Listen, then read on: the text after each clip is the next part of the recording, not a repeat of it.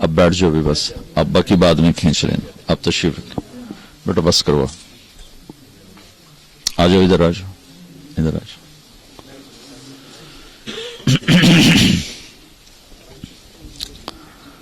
بسم اللہ الرحمن الرحیم، والصلاة والسلام على سیدنا و مولانا محمد وعلى آلہ وصحبہ اجمعین، اما بعد۔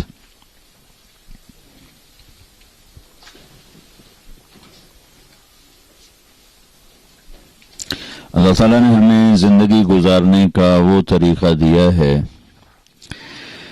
جس میں ہر عمل سے جنت کو بنایا جا سکتا ہے۔ عبادت تو ہے ہی بڑی مختصر، 5 نمازیں، 1 مہینہ روزے، اور زکوٰۃ مالدار پر، اور حج مالدار کے ساتھ صحت مند ہونا بھی شرط، صحت مند نہیں تو اس پر بھی فرض کوئی نہیں۔ تو باقی 24 گھنٹے اگر خالی ہوں تو آخرت کی تیاری کے لیے تو ہمارے پاس کام ہی بڑا تھوڑا ہے۔ تو اللہ تعالیٰ کے محبوب صلی اللہ تعالی علیہ وسلم ایسی زندگی سکھا کر گئے، بتا کر گئے، ترکتکم علی محجۃ بیضاء لیلھا کنہارھا۔ آپ نے فرمایا میں تمہیں اتنے واضح روشن راستے پہ چھوڑ کے جا رہا ہوں جس میں رات آتی ہی نہیں، رات بھی آئے تو دن بن جاتا، اس میں اندھیرا کوئی نہیں، روشنی روشنی ہے، اجالا ہی اجالا ہے۔ تو اپنے مسجد کے ذریعے سے جنت کیسے بنانی ہے، گھر کے ذریعے سے جنت کیسے بنانی ہے، بازار کے ذریعے سے آخرت کو کیسے بنانا ہے، فقیری میں آخرت کو کیسے بنانا ہے، دولت میں آخرت کو کیسے بنانا ہے، بادشاہی میں آخرت کو کیسے بنانا ہے، صحت میں، بیماری میں، زندگی کے جتنے روپ ہیں ہر روپ میں آخرت زیادہ سے زیادہ کیسے بنے، یہ میرے نبی دے کر گئے ہیں۔ لا رہبانیت فی الاسلام، کہ میرے دین میں رہبانیت کوئی نہیں ہے، ان میں بھی نہیں تھی۔ رہبانیت ابتدعوہا، اللہ تعالیٰ نے کہا کہ میں نے تو تمہیں نہیں کہا تھا جنگلوں میں جا کے بیٹھ جاؤ، تم نے خود ہی شروع کیا، ابتدعوہا، کہ یہ تم نے خود شروع کیا، میں نے آسمان سے اتارے ہوئے کسی دین میں رہبانیت کو نہیں رکھا۔ تو ایک دفعہ ایک سفر سے واپس آ رہے تھے تو ایک جگہ کھجوریں تھیں، چشمہ تھا، تو ایک صحابی کے جی میں آیا کہ میں یہیں بیٹھ کے اللہ اللہ کروں، لیکن میں پہلے اللہ کے نبی سے پوچھ لوں۔ تو ان سے پوچھا یا رسول اللہ، یہ چشمہ، یہ کھجور، میں چاہتا ہوں یہیں بیٹھ کے اللہ اللہ کروں۔ تو آپ نے فرمایا کہ اما انی لم ابعث بالیہودیت ولا النصرانیہ، کہ ان دونوں مذہبوں میں رہبانیت آئی تھی، یعنی انہوں نے خود اختیار کی تھی نہیں کہ دیکھو میرے دوست، میں یہودی طریقہ، عیسائی طریقہ لے کر نہیں آیا، ولیکنی بعثت بالحنیفیت السمحہ، میں ایک واضح روشن سیدھا راستہ لایا ہوں اور جو آسان ہے، نرم ہے، سمحہ نرم۔ اور ایک دوسری حدیث میں وجعلہ سہلا سمحا واسع، اللہ نے اسے آسان بنایا، نرم بنایا، کشادہ بنایا، ولم یجعلہ ضیقا، اور اس میں کوئی تنگی نہیں رکھی۔ تو زندگی کے ہر شعبے میں اور ہر جگہ، ہر دیس میں اللہ کو راضی کرنے کے سارے راستے ہمارے نبی بتا کر گئے ہیں۔ آپ یہاں اس دیس میں ہیں، پہلی صدی میں بھی لوگ نکلے لیکن ان کے دل و دماغ پر اسلام تھا، تو وہ نکلے سارے، یہ جو جتنا مشرق وسطی ہے، انڈونیشیا، ملائیشیا، فلپائن تک، یمنی تاجر، آپ لوگ بھی اکثر مجھے بتایا گیا کہ تاجر بیٹھے ہوئے ہیں، یمنی تاجر بحری راستوں سے بڑے واقف تھے، تو انڈونیشیا میں، ملائیشیا میں، فلپائن میں، اور کاشغر سے آگے جتنا چین ہے، اس میں جتنا اسلام پھیلا ہے تاجروں نے پھیلا ہے. تو وہ صرف پیسہ بنانے کے لیے نہیں نکلتے تھے، وہ اپنا سودا بھی بیچتے تھے، اسلام کو بھی پیش کرتے تھے.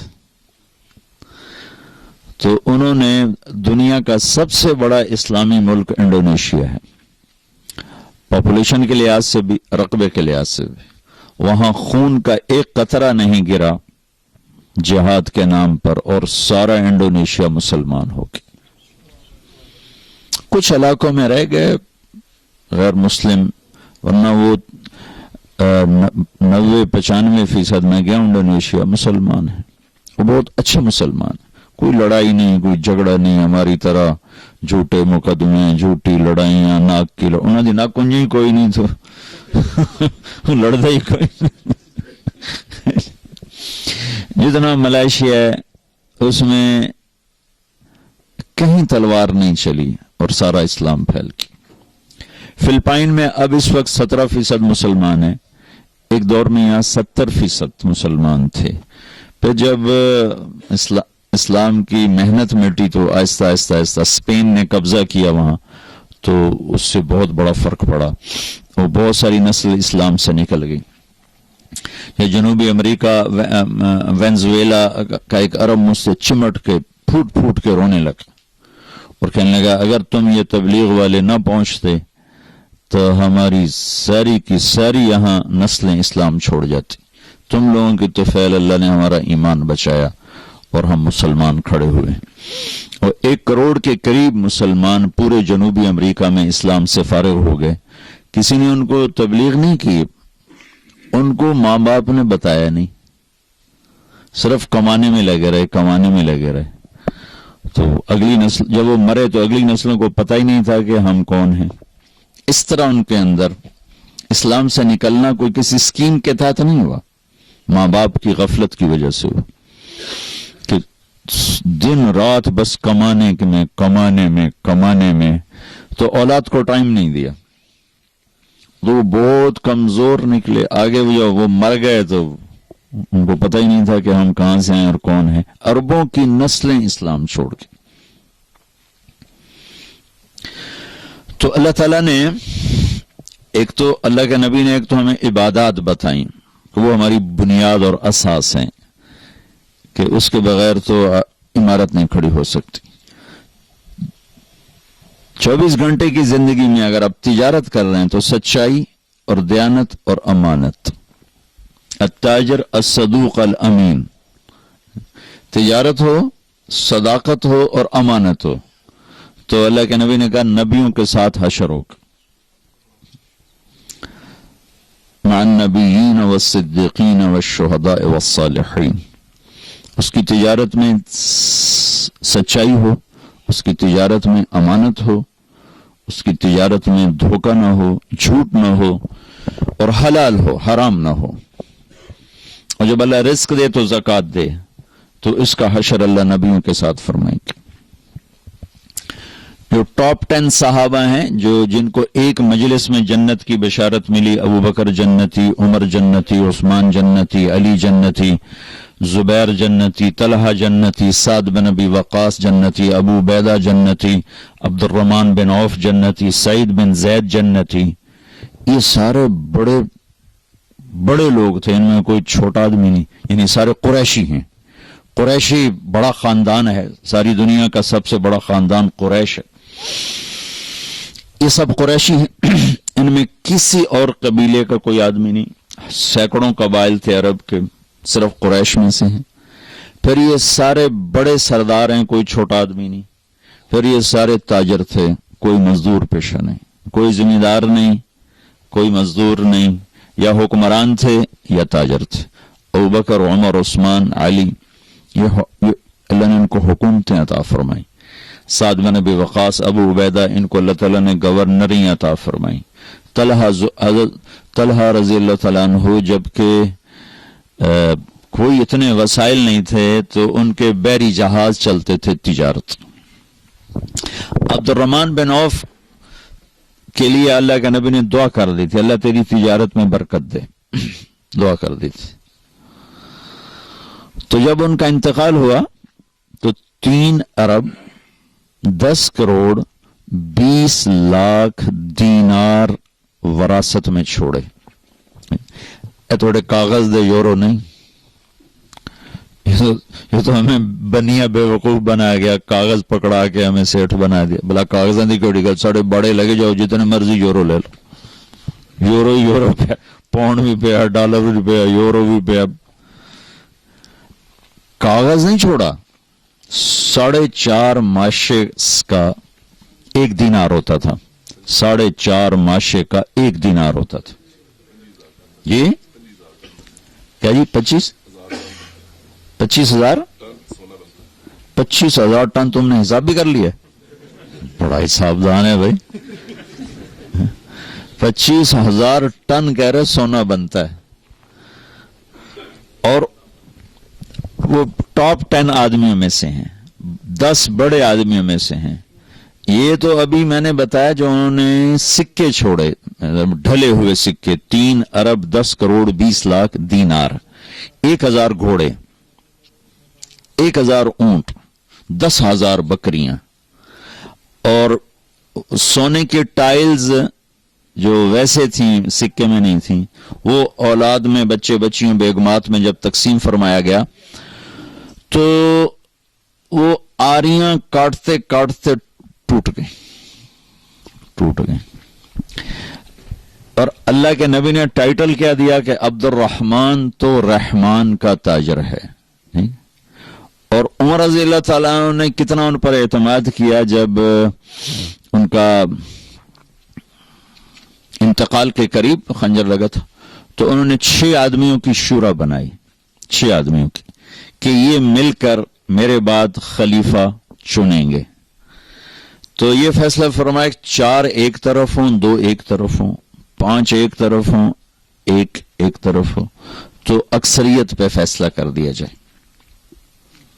اور اگر 3 ایک طرف ہوں اور 3 دوسری طرف ہوں تو پھر جس 3 میں عبد الرحمن بن عوف ہو اس کے مطابق فیصلہ کیا جائے.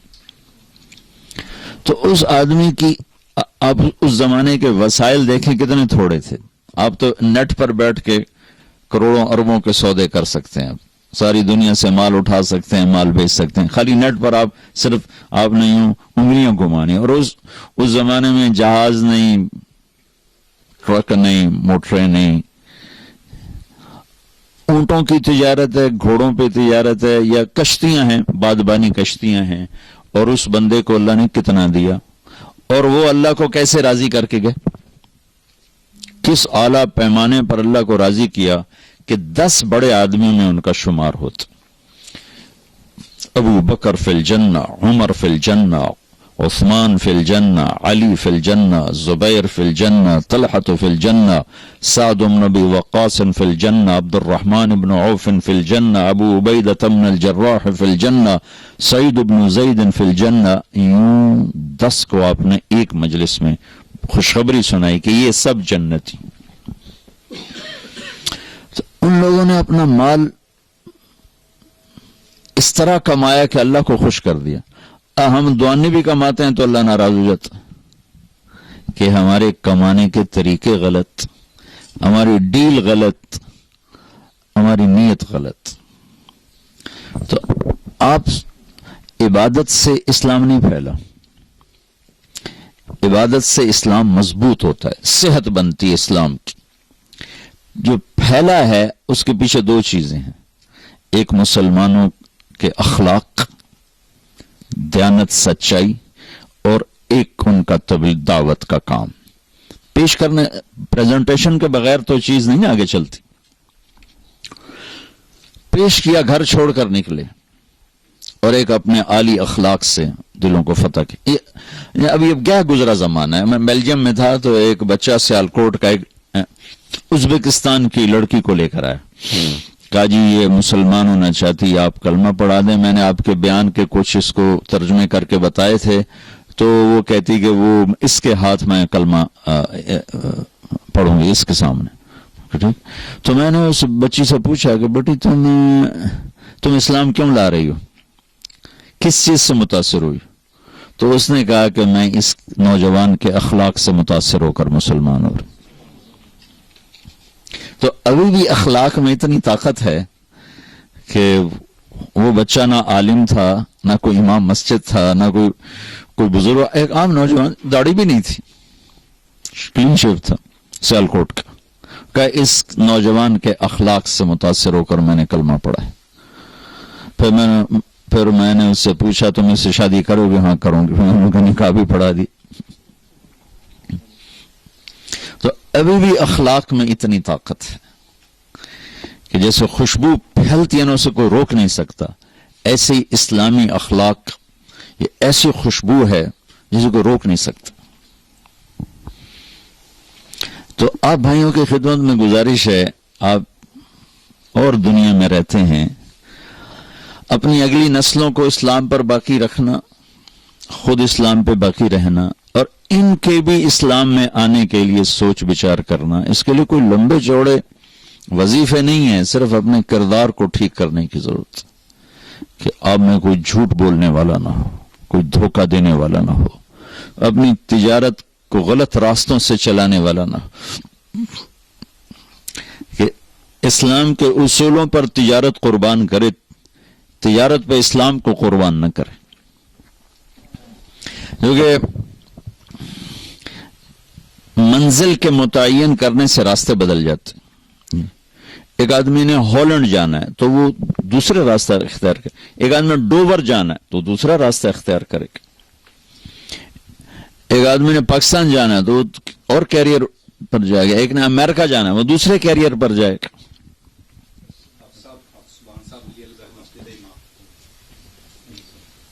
تشریف رکھ.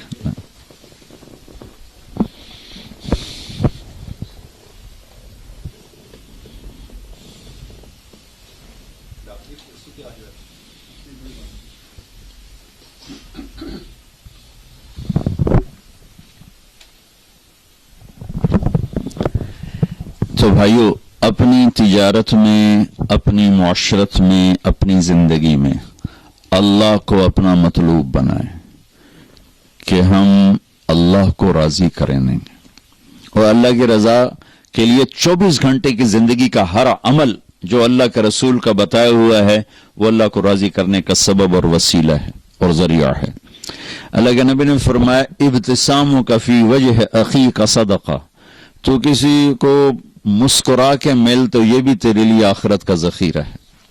جس کو ہنس کے ملو کہ یہ صدقہ ہے، صدقہ. بیوی کے منہ میں نوالا دو اپنے ہاتھوں سے تو کہ یہ بھی تیرے لیے صدقہ ہے. بیوی سے حسن سلوک، اگر بچوں سے بھی محبت فطری ہے، بیوی سے بھی محبت فطری ہے، لیکن اس میں کچھ عدم تربیت کی وجہ سے غصے اور انا اور رسم و رواج تو خلیج پیدا ہو جاتی ہے اور یہ خوبصورت تعلق یہ بدصورت بن جاتا ہے. لیکن اگر ایک آدمی تھوڑا سا رعایت کر کے اپنے بیوی سے اچھا سلوک رکھتا ہے، اس کا دل نہیں دکھاتا، اس کو بے عزت نہیں کرتا،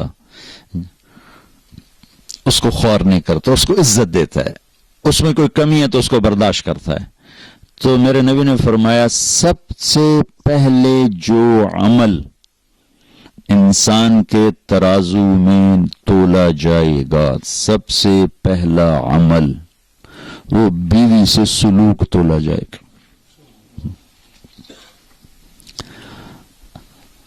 اب دیکھیں 24 گھنٹے کی ڈیلنگ ہے، کتنا بڑا ذخیرہ بن گیا. اگر یہ ٹھیک کر رہا ہوں تو کتنا بڑا ذخیرہ بن گیا.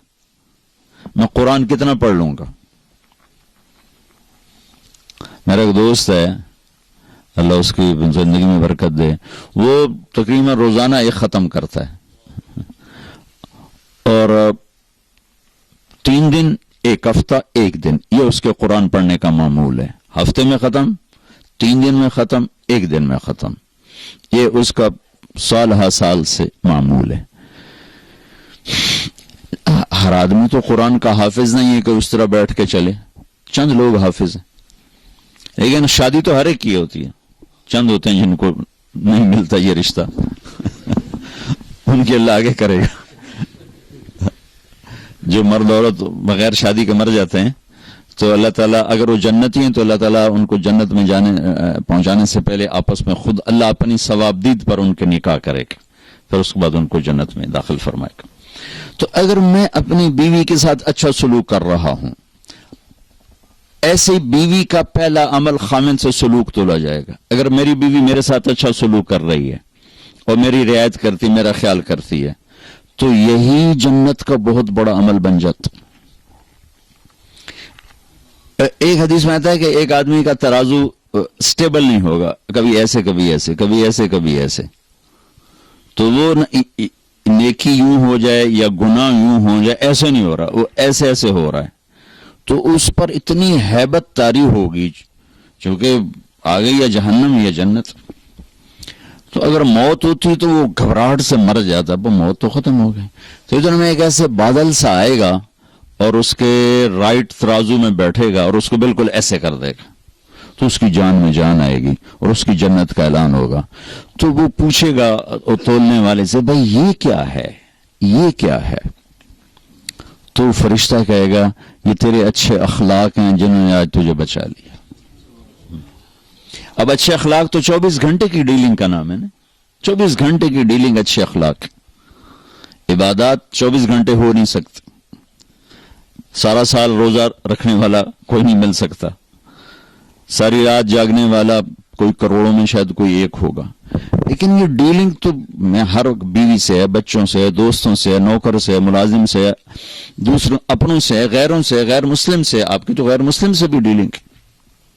اگر آپ کے اخلاق اچھے ہیں اور آپ کا بول میٹھا ہے تو اس کو کوئی عمل نہیں پکڑ سکتا. میرے نبی نے فرمایا ساری زندگی کے تہجد گزار، کبھی نہ سویا رات بھر، ساری زندگی کے روزے دار، کبھی نہ روزہ چھوڑا سوائے عید کے. تو یہ تو ممکن نہیں ہے. اگر 1434 سال میں 1400 آدمیوں نے بھی کیا ہو تو یہ بھی زیادہ مجھے نظر آتا ہے، کیونکہ انسانی فزیک کے بس سے باہر کی بات. کوئی بہت اللہ کے خاص نیک بندوں نے ایسا کیا ہو تو وہ ہو سکتا ہے ضرور کیا ہوگا. لیکن ایک آدمی اپنے اخلاق اچھے کر لے تو اللہ کے نبی کا فرمان ہے یہ اچھے اخلاق والا اس کے برابر آ کے کھڑا ہو جائے گا. کھاتے پیتے سوتے جاگتے اس کے برابر آ کے کھڑا ہو جائے کہ اچھے اخلاق کے ذریعے سے. سعید انور اور یوسف یہ جو ہمارا محمد یوسف کرکٹر تھا نا، جب سعید انور تبلیغ میں لگا تو پھر اس کو فکر چڑھا یوسف یوحنا کا. پہلے تو تھا کوئی، ایک جگہ یوسف بیان کر رہا تھا، میں بھی بیٹھا تھا، کہنے لگا میں حیران ہوں، میں 10 سال ان کے ساتھ میں نے کرکٹ کھیلی، کسی نے مجھے اسلام کی دعوت نہیں تھی. اتنے یہ اپنے کام سے دور ہو گئے، اپنے منصب سے دور ہو گئے کہ 10 سال میں ان کے ساتھ رہا، کسی نے مجھے آدھے زبان سے بھی نہیں کہا کہ یار کلمہ پڑھ لیں. یہ تو سعید انور تبلیغ میں لگا تو اس کو فکر چڑھا، وہ پھر اس کو لے کر میرے بیانوں میں لاتا رہا، چھپا کے لاتا تھا، چھپا کے. یعنی میں یوں بیٹھا ہوں، مجمع یوں بیٹھا ہوا تو اس کو بیک ڈور سے لاتا تھا اور ایسے صوفوں کو پیچھے بٹھا دیتا تھا. یہ اس کے ساتھ کرتے کرتے کرتے کرتے آخر اللہ نے اس کے دل میں ایمان ڈال دیا اور مسلمان ہو گیا. تو پھر اس نے کہا کہ میں بھی ظاہر نہیں کر سکتا، میں چاہتا ہوں میری بیوی بھی کلمہ پڑھ لے پھر ظاہر کروں. میں نے کہا ٹھیک. تو 3 سال بعد اس کی بیوی نے بھی پڑھ لیا. تو یہ دونوں میرے پاس آئے، کہنے لگے ہماری طاقت لگ گئی ہے کرکٹ پر، تو جنت کا شارٹ کٹ بتاؤ. Shortcut. میں نے کہا اللہ کے نبی کا فرمان ہے کہ 3 کام جو کر لے گا نا، جنت الفردوس کی چابی مجھ سے لے لے. جنت الفردوس کی چابی ایک توڑنے والے سے جوڑے، ایک حق سے محروم کرنے والے کو اس کا حق دے اور ایک زیادتی کرنے والے کو معاف کر دے اور جنت الفردوس کی چابی لے لے. کہنے لگے تھا اوکھے کام ان کو سوکھے دس.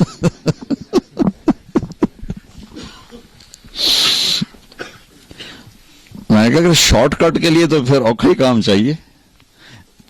اسلام کا مشکل ترین سبق اچھے اخلاق اور خوبصورت ترین سبق اچھے اخلاق. ہر چیز کی ایک میک اپ ہوتا ہے نا جس سے وہ چیز خوبصورت ہو جاتی. ہر چیز کا ایک میک اپ ہے جس سے وہ چیز خوبصورت ہو جاتی. تو اسلام کا جو میک اپ ہے وہ اچھے اخلاق. جیسے ہمارا میک اپ جو لباس ہمیں زینت دیتا. عورت کا میک اپ زیور ہے, اس سے وہ خوبصورت ہو جاتی. تھوڑا کلر وغیرہ لگانے اس سے وہ خوبصورت ہو جاتی. اسلام کا لباس, اسلام کا زیور, اسلام کا میک اپ, اسلام کا حسن وہ ہمارے اچھے اخلاق جس سے وہ خوبصورت ہو جاتا. اس کو کوئی چیز نہیں پکڑ سکتی. ہمارے نبی نے لمبی نمازیں پڑھی تو اللہ نے منع کر دیا. ما انزلنا علیک القرآن لتشقى. میرے محبوب اتنی لمبی نہ پڑھ کے آپ کے پاؤں ہی پھٹ جائیں. اب پاؤں پہ ورم آ جاتا تھا تو نے کہنا درمیانی پڑھ درمیانی. آپ نے سارا مال خرچ کر دیا, اللہ نے اس سے بھی روک دیا. لا تبسطها كل البسط فتقعد ملوما محسورا. میرے نبی نے ایسا بھی نہ کہا. کچھ اپنے لیے رکھ, کچھ خرچ کر. جس کام کے لیے آئے تھے تبلیغ, اس میں اپنا سینہ جلایا تو اللہ نے اس سے بھی روک دیا. فلا تذهب نفسك عليهم حسرات. میرے نبی تبلیغ تو کر پر اپنا اندر نہ جلا, اپنا اندر نہ جلا. اب یہ تین بڑے کام ہیں. دنیا کا سب سے بڑا کام تبلیغ ہے کہ 1.25 لاکھ نبیوں نے تبلیغ کی ہے اور کوئی کام نہیں کیا. اور پھر عبادات میں سب سے بڑی عبادت نماز ہے, اور اس کے بعد سب سے بڑی عبادت مال کا خرچ کرنا ہے, سخاوت. اللہ کہا میرے نبی سخاوت ضرور کر درمیانہ, نماز لمبی پڑھ درمیانی, تبلیغ ضرور کر, اپنے آپ کو ختم نہ کر. اچھا لیکن جب ہمارے نبی نے اخلاق اچھے دکھائے تو اللہ نے اس پر شاباش دی. انک لعلی خلق عظیم. میرے نبی آپ کا رب آپ کو شاباش دیتا, آپ کے اخلاق بڑے زبردست. اور ایک لفظ ہے عربی میں ذو, ایک ہے علی. انک لذو خلق عظیم کا مطلب ہے آپ کے اخلاق بہت عالی شان ہیں, اور انک لعلی خلق عظیم کا مطلب ہے کہ میرا محبوب انسانی تصور میں جتنے بھی اخلاق آ سکتے ہیں اور آئندہ آئیں گے قیامت تک, وہ سب آپ کے غلام بن چکے ہیں. یہ علا کا مطلب ہے. تو اللہ علا کا لفظ لے کر ہے, زو کا نہیں لائے. اور اتنی تعریف کرنے کے بعد کہ آپ کے اخلاق آخری حد تک ہیں, پھر اللہ نے مزید مطالبہ کیا وَخْفِضْ جَنَاحَكَ لِلْمُؤْمِنِينَ. ایمان والوں کے آگے اپنے پر بچھا دو. مزید مطالبہ کیا. اس آیت کو میں کسی تفسیر سے نہیں سمجھاؤں, مطلب تفسیر بھی پڑھی ہے, لیکن اس آیت کو جو میں اچھی طرح سمجھاؤں نا, وہ اپنے کالج دور کے, ہمارا گاؤں دریائے راوی کے قریب ہے, 3-4 میل کے فاصلے پر. ہمارے بچپن میں زراعت بہت کم تھی, جنگل زیادہ تھے, تو دریائے راوی کے ساتھ ایک بیلا تھا, بہت بڑا جنگل. تو ہم اس وقت چھوٹے چھوٹے تھے, سارے کزنز بھی, تو ہم شکار کھیلنے چلے جاتے تھے جنگل میں, اور وہاں ہفتہ 10 دن وہیں رہتے تھے. وہ چھوٹے چھوٹے گاؤں تھے جنگل کے اندر, تو اس میں ہمارے تایا اور ہمارے والد کا ایک دوست تھا چاچا سردارا, اس کے ہم جا کر نہ کوٹھے پہ قبضہ کرتے تھے. تو اس نے 2 کوٹھے ہمارے لیے فارغ کرنے ہوتے تھے, ایک نوکروں کے لیے, ایک ہمارے لیے. تو ہم صبح نکلتے تھے شکار کے لیے, تیتر کا شکار ہوتا تھا, اور شام کو 100, 70, 60, 50, 40 اتنے تیتر مارتے, پھر آپ اپنا ان کو بھوننا کھانا. یہ جو اللہ نے کہا ہے نا وَخْفِضْ جَنَاحَكَ, کہ ایمان والوں کے لیے پر بچھا, ساڑھے پر ہوں نہیں ہے, ہاتھ ہوں, پر بچھاؤ. ہمارے تو بازو ہیں, اللہ کہہ رہا پر بچھاؤ. وہ جب تیتر کو باہر نکالتے تھے, بیچ میں کھلی جگہ آ جاتی تھی, تو چاچا سردارا وہ ایک جھاڑی کے پیچھے بیٹھ کے نا تیتری کی آواز نکالتا تھا. اس پر بیچارے وہ دھوکے میں آ کے باہر نکلتے تھے, ان پر ہم فائر کرتے تھے. تو جو وہ ایل جی ایس جی ہوتے تھے, وہ چھوٹے چھوٹے چھرے, تو اس کو چھرے لگتے, تھوڑا سا اڑتا اور گرتا, گر کے اپنے پر یوں پھیلاتا تھا ایسے, ٹانگیں ادھر, پر ادھر, گردن ادھر. اور یہ وہ زبان حال سے کہتا تھا کہ ہون بشک ذبح کر, ہوں باہیں بھون کے کھا تے باہیں تل کے کھا, ہوں میں تیرے وس پہ گیا. یہ تعبیر قرآن نے استعمال کی ہے یہاں, کہ ایمان والوں کے آگے ایسے بچھ جاؤ کہ ان کی زیادتیاں بھی برداشت کرو, ان کی سختیاں بھی برداشت کرو, اور اجر اللہ پہ چھوڑ دو. اللہ تمہارا اجر کبھی ضائع نہیں کرے گا. قدردان ہے, قدردان ہے, قدردان ہے. آپ نے بنی اسرائیل کے ایک آدمی کا واقعہ سنایا کہ وہ اللہ کی بارگاہ میں پیش کیا گیا. فرشتوں نے کہا بھائی تیرے پاس کوئی نیکی ہے؟ وہ کہنے لگا کوئی نہیں. کہا بھائی تو سوچ کے بتا. کہنے لگا کوئی نہیں, خالی نہ نماز, نہ روزہ, نہ ذکر, نہ تلاوت. اب ایک کچھ کہنے لگا ہاں ایک ہے. میں تاجر تھا, جس سے لینا ہوتا تھا تو میں نوکروں سے کہتا تھا کہ انذر الموسر, بھائی پیسے لینے میں سختی نہ کیا کرو, جو جب دے دے لے لیا کرو, تنگ نہ کیا کرو, جو جب دے دے دے دیا کرو, جو دے سکتا ہے.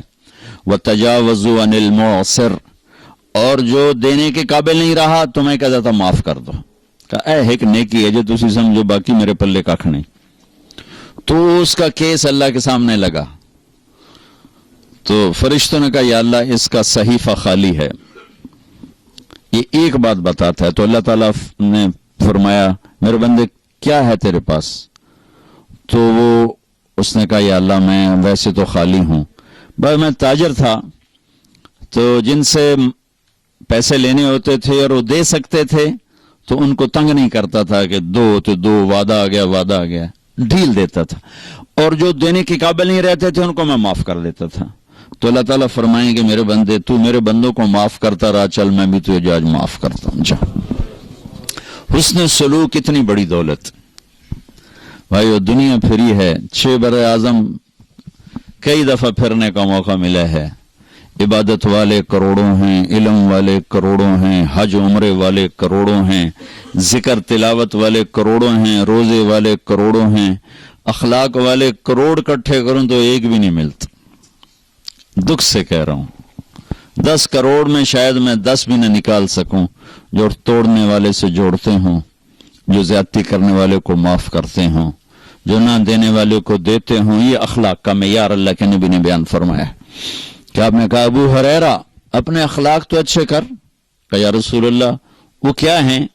تو جو میں نے پہلے آپ کو حدیث میں کہا تصل من قطعک, توڑنے والے سے جوڑ, وتعطی من حرمک, جو نہیں دیتا اس کو دے, وتعفو عن من ظلمک, جو زیادتی کرتا معاف کرتا.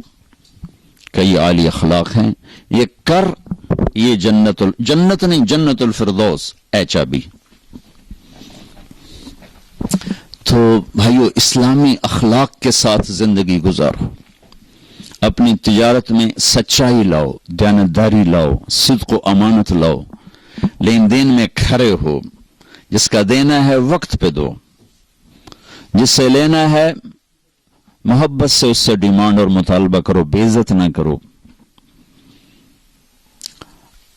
میں وہاں چونکہ ساری تجارت دنیا میں ادھار پہ چلی گئی ہے, تو وہاں فیصل آباد کا ایک بازار ہے سوتر منڈی, جہاں اربوں کے کاروبار روزانہ ہوتے, تو روزانہ سر پاٹ رین, گریبان پاٹ رین, تیری ماں تے تیری فلانی تے تیری فلانی.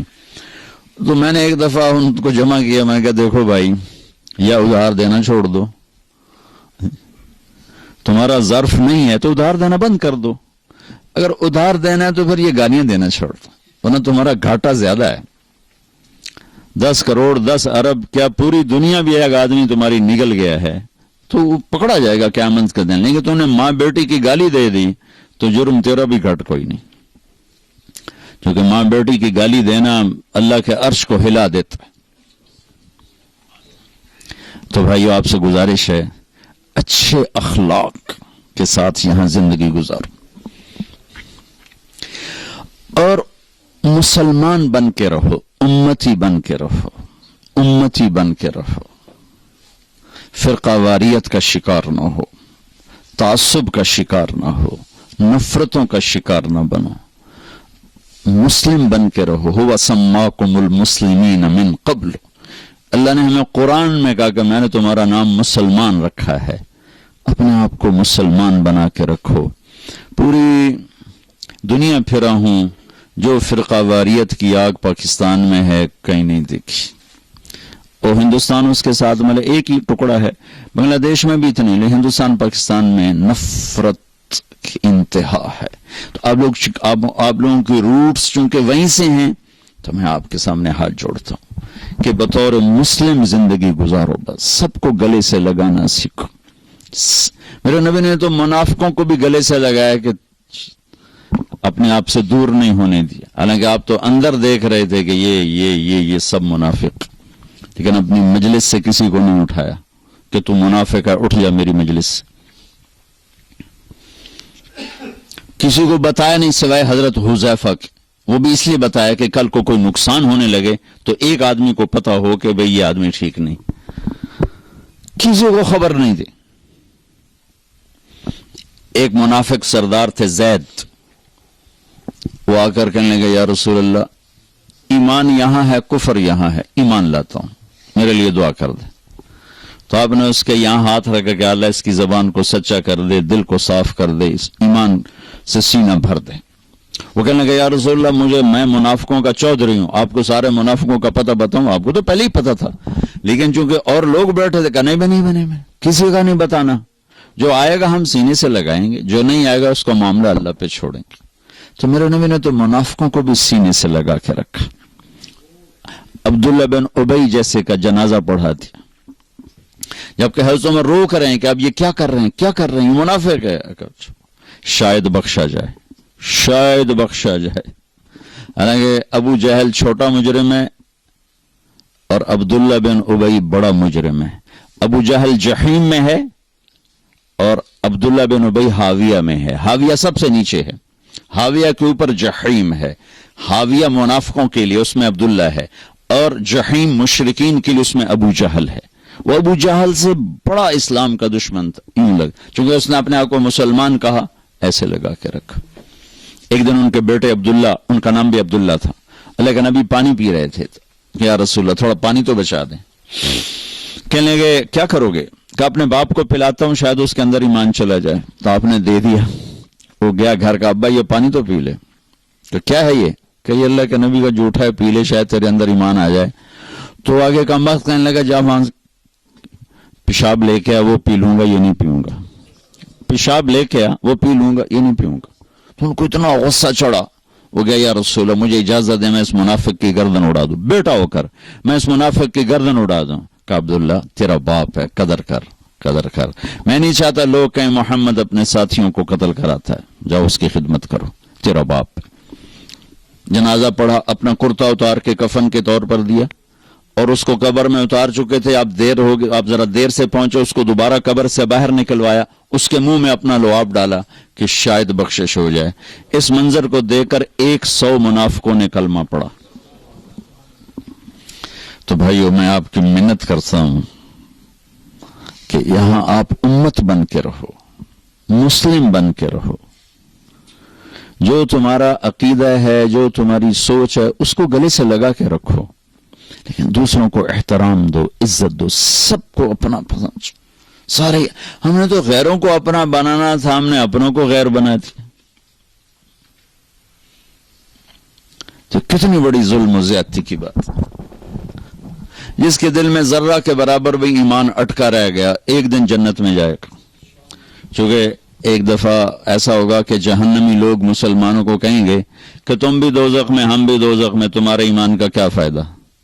تو اللہ تعالیٰ اس پر فرمائیں گے کہ جس نے زندگی بھر میں ایک دفعہ لا الہ الا اللہ کہا اسے جنت میں ڈال دو، جس نے زندگی بھر میں ایک دفعہ خالی میرا نام لیا ہے اس کو بھی جنت میں ڈال دو۔ پتہ نہیں اللہ تعالیٰ کس کو کس بات پہ خوش ہو کہ اللہ اس کو جنت دے دے، ہمیں کیا، اور کس بات پہ ناراض ہو کہ اللہ ہماری پکڑ فرما دے، کوئی خبر ہے؟ اللہ کے نبی نے فرمایا بنی اسرائیل میں 2 بھائی تھے، ایک نیک تھا ایک گناہگار تھا۔ تو نیک کہتا تو بہت گندا ہے، وہ کہتا یار مجھے اللہ پہ چھوڑ، وہ روز اس کو تو بڑا گندا ہے، وہ کہتا یار مجھے اللہ پہ چھوڑ۔ تو ایک دن کہنے لگا تیری بخشش نہیں ہو سکتی، اللہ کی قسم اٹھا لی، وہ دونوں مر گئے۔ تو اللہ نے وہ اس عابد سے کہا تو نے اتنی بڑی قسم کیوں اٹھائی کہ اس کی بخشش نہیں ہو سکتی؟ تو ٹھیکیدار، چل بھائی تو جا جنت میں، اگر تو نے میری رحمت کو پابند کیوں کیا، اس کو ڈالو جہنم میں۔ تو کسی مسلمان کو حقیر نہ سمجھو، سب کو عزت دو۔ ہمارا کام تو گلے لگانا نہ کہ نفرت کرنا۔ مثلا ایک آدمی آپ کا نزدیک غلط ہے تو وہ سمجھو وہ مریض ہے، تو مریض کا علاج ہوتا ہے کہ مریض کو ہسپتال سے نکالا جاتا۔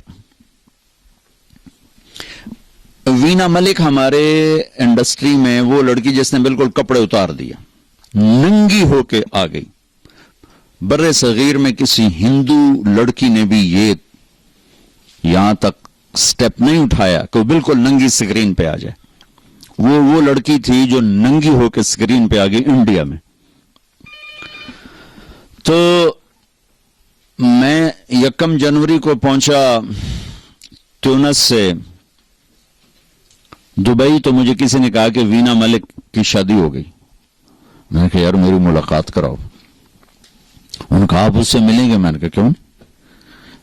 اللہ کے نبی کی امتی ہے، پتہ نہیں کب اللہ دل بدل دے۔ تو اس کو پیغام بھیجا، اس نے معذرت کر لی، کہا نہیں میں نہیں آتی۔ میں نے کہا چلو مجھے اجازت دو میں آ جاؤں، تو اس نے کہا وہ آنا چاہتے ہیں تو آ جائیں۔ میرے ساتھ جواد وسیم تھے، وہ ٹی وی میں کام کرتے ہیں، ماشاءاللہ تبلیغ میں بہت کام کیا انہوں نے۔ میں ان کو ساتھ لیا اور اس کے گھر چلا گیا۔ اس نے ایک نوجوان تھا، اسد پٹھان تھا، اس سے انہوں نے شادی کی تھی۔ تو میں نے اسے کہا بیٹی آپ کو شادی مبارک ہو، اللہ آپ کا گھر آباد کرے، اچھی بیوی بنائے، اچھی ماں بنائے۔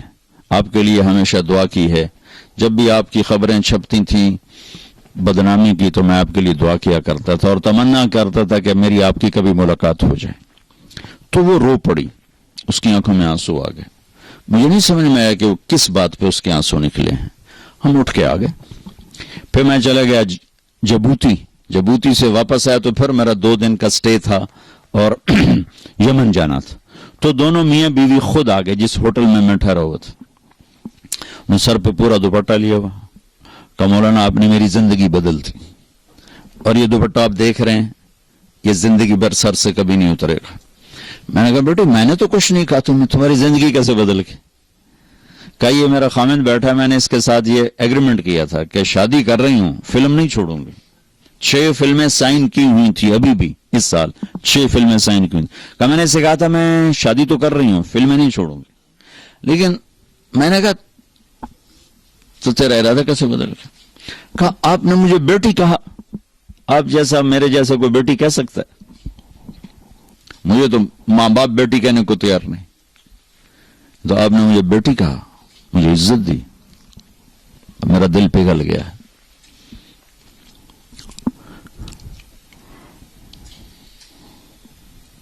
تو ہمارا کام تو قریب کرنا ہے نا، دور کرنا تو ہمارا کام نہیں ہے۔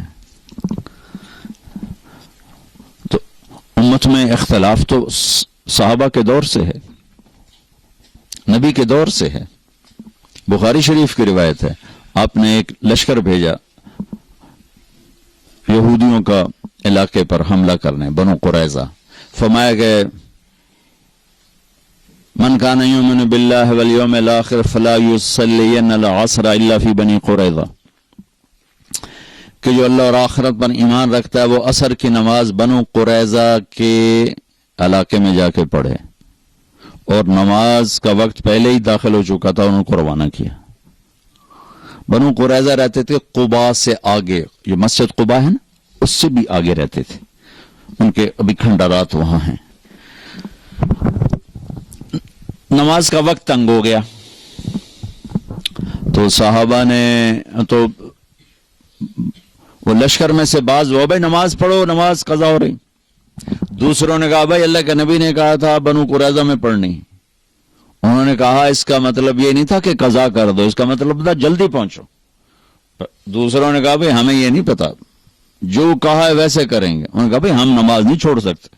تو صحابہ دو جماعتوں میں تقسیم ہو گئے، ایک نے وہاں کھڑے ہو کے عصر پڑھی، ایک نے آگے جا کے قضا پڑھی۔ اگلے دن اللہ کے نبی تشریف لے گئے۔ اب دیکھیں دو بالکل اپوزٹ سمت ہیں، یا یہ غلط ہے یا یہ غلط، یا ٹھیک ہے یا یہ ٹھیک ہے۔ تو دونوں نے اپنا معاملہ پیش کیا، تو اب خاموش رہے۔ خاموش رہنے نبی کے خاموش رہنے کا مطلب تصدیق ہوتا ہے کہ تم نے بھی ٹھیک کیا ہے، تم نے بھی ٹھیک کیا۔ تو ہمیں سینہ کھلا رکھے۔ عبداللہ بن عمر رفع یدین کرتے تھے، عبداللہ بن مسعود نہیں کرتے تھے۔ حضرت معاویہ رضی اللہ عنہ ایک وتر پڑھتے تھے، عبداللہ بن عباس 3 وتر پڑھتے تھے۔ یہ سب صحابہ کے کام ہیں۔ آپ نے کبھی اونچی آمین بھی کہی ہے، کبھی آہستہ آمین بھی کہی ہے۔ تو ہم اس پر آپس میں نفرتوں کا شکار نہ ہوں۔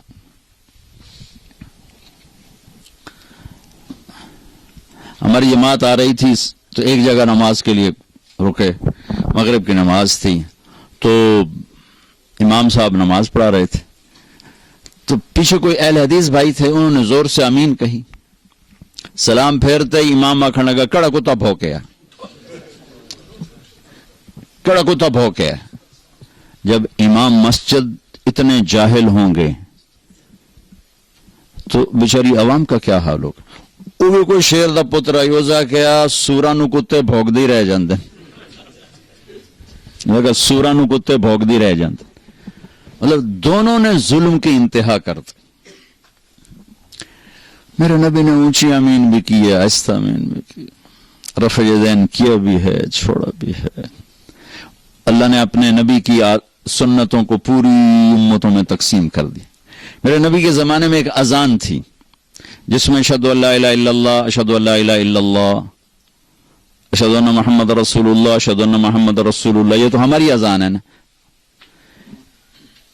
ابو محذورہ اللہ کے نبی کی موجودگی میں ایک اذان دیتے تھے، اشہدو ان لا الہ الا اللہ، اشہدو ان لا الہ الا اللہ، اشہدو ان محمد رسول اللہ، اشہدو ان محمد رسول اللہ، اشہدو ان لا الہ الا اللہ، اشہدو ان لا الہ الا اللہ، اشہدو ان محمد رسول اللہ، اشہدو ان محمد رسول اللہ۔ 4 دفعہ کہتے تھے، مکے میں اذان ہوتی تھی۔ تو میں یہ بات کہا کرتا تھا کہ اللہ اپنے نبی کی ہر سنت کو زندہ رکھے ہوئے ہے۔ جس کام کو آپ نے زندگی میں ایک دفعہ کیا اور چھوڑ دیا وہ بھی کہیں نہ کہیں زندہ ہے۔ تو یہ اذان مجھے کہیں نہیں نظر آئی، نہ کہیں سنی۔ خیال آتا تھا یار اے اذان کدی نہیں سنی۔ ابھی میں جب موریتانیہ گیا، موریتانیہ، تو وہاں میں نے اذان سنی تو یہ اذان تھی 4 دفعہ۔ تو چونکہ فجر کا وقت تھا تو کبھی کبھی حرم شریف میں بھی تہجد کی نماز میں یہ اذان ہوتی ہے۔ میں نے سمجھا شاید یہ وہی تہجد والا قصہ ہے، لیکن جب ظہر کی اذان بھی ویسی ہوئی، عصر کی بھی ہوئی، مغرب کی بھی، پھر میں نے پوچھا، میں کہا یار اے تھوڑی اذان کیویں ایویں ہی ہے سارا سال؟ انہوں نے کہا ہم یہی اذان دیتے ہیں۔ میں نے کہا واہ میرے مالک، آج میری بات پر تو نے مہر لگا دی کہ میں یہ کہا کرتا تھا کہ اللہ نے اپنے نبی کی ہر ادا کو زندہ رکھنا ہے۔ کوئی کہیں پر زندہ ہے، کوئی کہیں پر زندہ ہے، کوئی کہیں پر زندہ ہے، کوئی کہیں پر زندہ ہے۔ تو بھائیو امت بن کے رہو، مسلمان بن کے رہو، آپس میں نفرتوں کا شکار نہ ہو، تو آپ کی پریزنٹیشن بہت زبردست ہو جائے گی۔ پریزنٹیشن پر لوگ کتنے پیسے خرچ کرتے۔ میں روڈ پہ رکا، ایک میڈیسن لینی تھی بالکل سستی سی، تو ادھر میڈیکل سٹور تھا جہاں میری گاڑی روکی، تو میں نے بھیجا، میں نے کہا یار دوائی لو۔ پھر میری نظر ادھر پڑی تو ایک بڑا خوبصورت میڈیکل سٹور تھا، اس میں لائٹیں جل رہی تھیں، شیشے لگے تھے۔ میں کہا یار ادھر میں نے ادو نہ لے، ادو جا کے لے۔ عام میڈیسن تھی, مطلب کوئی ایسی نہیں بھی جس میں کوئی ہیرا پھیری کیا ہو, مہنگی دوائی تھی, 15-20 روپے کا پتہ. صرف اس کی جو پریزنٹیشن تھی نا, اس نے میرے 20 روپے ادھر لگوا دیے. تو ہم اسلام کو خوبصورت پیش کریں, اسلام پر دھبا نہ بنے, اس کو اتنا خوبصورت کر کے پیش کرو کہ لوگ آپ کی تجارت سے مسلمان ہوں, آپ کے بول سے مسلمان ہوں, آپ کے آپس کے سلوک سے مسلمان ہوں, آپ کی آپس کی محبت سے مسلمان ہوں. تو یہ گزارشات ہیں, لیکن یہ چیز سیکھنے سے آتی ہے, ایسے تھوڑے آتی.